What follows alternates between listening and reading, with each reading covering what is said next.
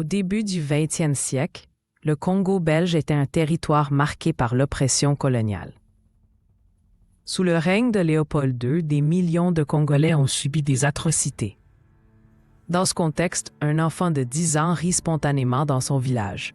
Son rire, symbole d'innocence, contraste cruellement avec la brutalité du régime.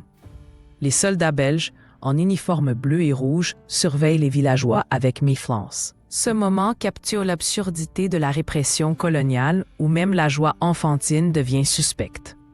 L'officier belge interprète le rire de l'enfant comme un défi à l'autorité coloniale. Selon les rapports de l'époque, les colons considéraient tout comportement jugé insolent comme une menace. L'enfant est immédiatement arrêté. Les villageois, terrifiés, assistent impuissants à la scène. Cet incident illustre comment le régime de Léopold II utilisait la terreur pour maintenir son contrôle, avec des châtiments collectifs fréquents. Les archives mentionnent des milliers d'exécutions pour des motifs triviaux durant cette période. L'enfant est condamné sans procès.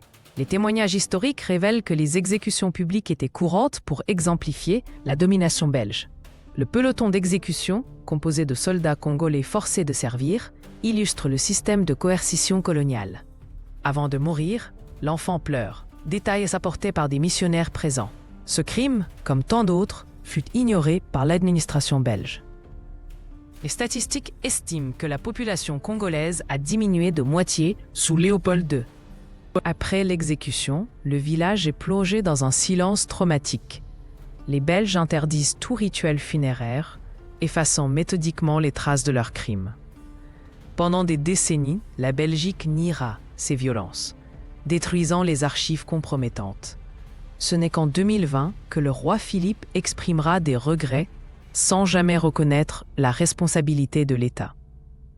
Aujourd'hui encore, des artefacts congolais pillés sont exposés à Bruxelles, symbole d'une mémoire coloniale non assumée.